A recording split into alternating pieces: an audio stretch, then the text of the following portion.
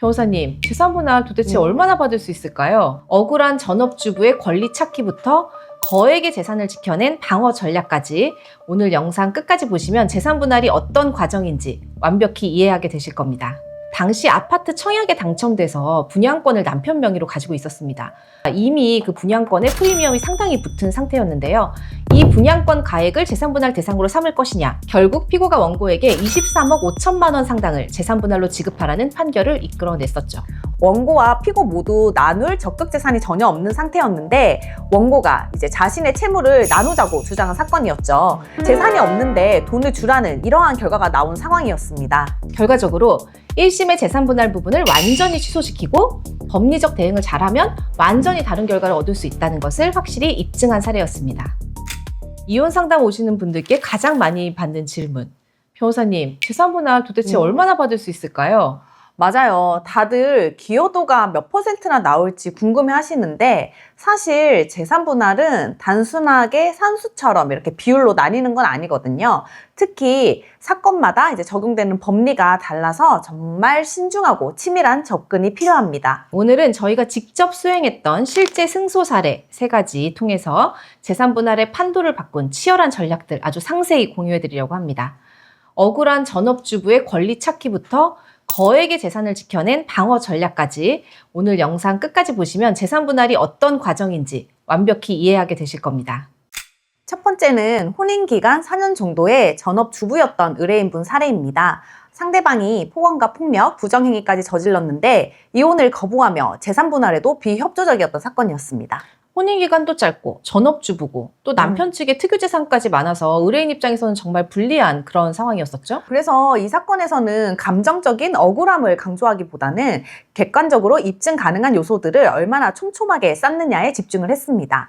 사실관계의 정리가 핵심이었는데요. 이 분이 혼인 전과 신혼 초에 직장에 다니다가 자녀 출산과 육아로 인해서 경력이 단절되었다는 점을 우선 강조를 했고요. 주요 재산분할 대상인 전세보증금에 의뢰인의 퇴직금이 상당 금액 보태졌다는 점을 특히 상세히 주장을 했습니다.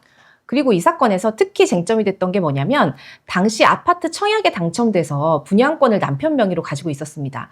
아파트 시장이 좋을 때다 보니까 이미 그 분양권에 프리미엄이 상당히 붙은 상태였는데요. 이 분양권 가액을 재산분할 대상으로 삼을 것이냐, 이 부분도 주요 쟁점이었습니다.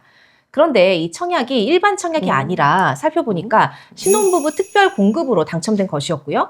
결국에는 이 제도 자체가 혼인기간 7년 이내이고 자녀가 있는 경우 이렇게 부부 공동의 생활을 전제로 주어지는 자격이기 때문에 형식상 남편 명의로 되어 있다고 하더라도 그 형성 과정 자체에 혼인관계 그리고 원고의 기여가 반영되어 있다고 볼 수 있다. 그래서 이 분양권은 단순한 특유재산으로 보기가 어렵고 재산분할 대상에 포함되어야 한다. 이런 점을 저희가 적극적으로 주장을 했습니다.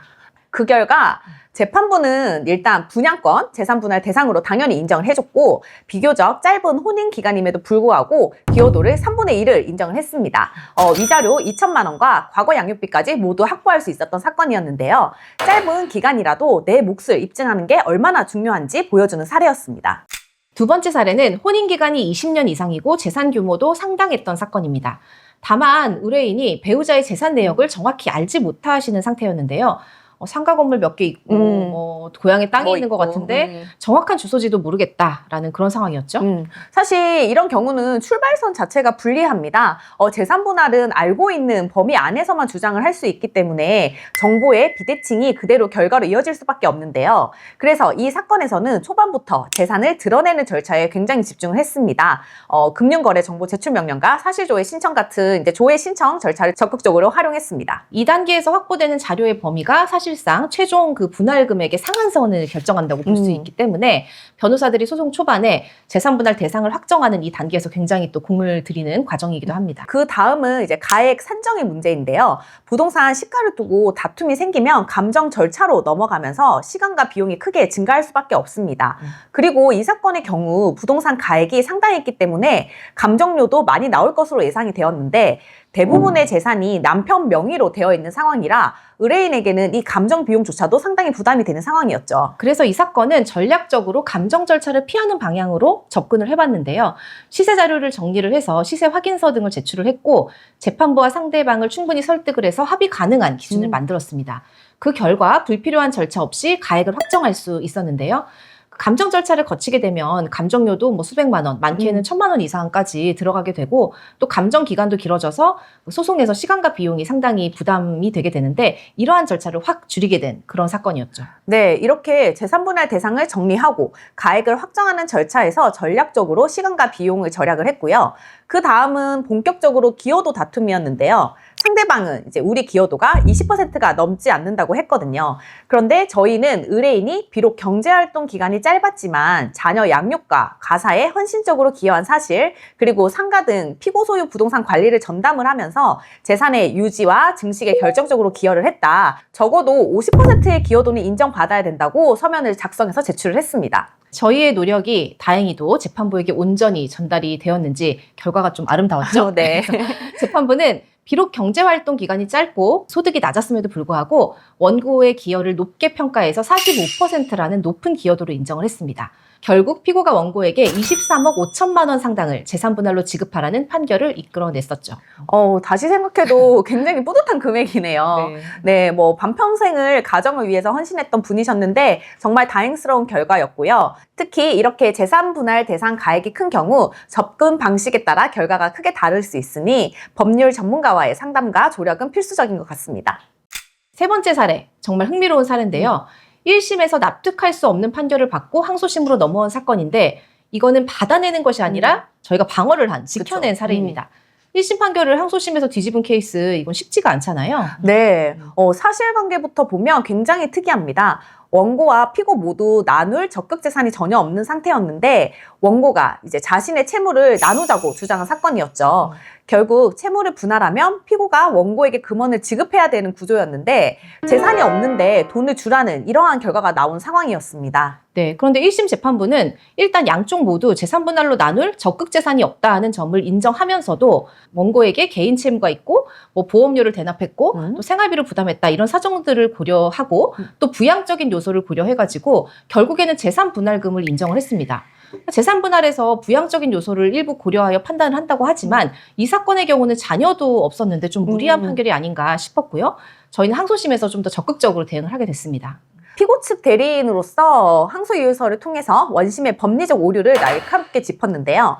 재산 분할은 공동 형성 재산의 청산인데 채무의 진위도 불분명하고 개인 채무와 보험료 대납 등을 재산 분할로 청구하는 것은 법리에 맞지 않다라고 반박을 했죠. 심지어 원고가 주장하는 채무 중에서는 금융권 채무는 존재하지 않았고 개인 채무 역시 금액과 발생 시기가 특정되지 않았는데 그 상태에서 채무 분할을 주장하는 것은 인정될 수 없다. 또 원고가 충분히 소득 활동이 가능한 아이임에도 부양적 요소를 고려하는 것은 부당하다. 이런 점을 설득력 있게 피력했습니다. 결과적으로 1심의 재산 분할 부분을 완전히 취소시키고 원고의 재산 분할 청구 자체를 기각시키는 데 성공하게 됐습니다. 항소심에서 결과를 바꾸는 것은 정말 쉽지 않지만 법리적 대응을 잘하면 완전히 다른 결과를 얻을 수 있다는 것을 확실히 입증한 사례였습니다. 오늘 소개해드린 세 가지 사례 어떻게 보셨나요? 재산 분할이 단순히 누구 재산이냐 이거를 따지는 문제가 아니라 결국은 치밀한 사실 정리와 법리 싸움이라는 점을 느끼셨을 겁니다. 같은 상황처럼 보여도 어떤 부분을 입증하고 어떻게 주장하느냐에 따라서 결과는 완전히 달라질 수 있습니다.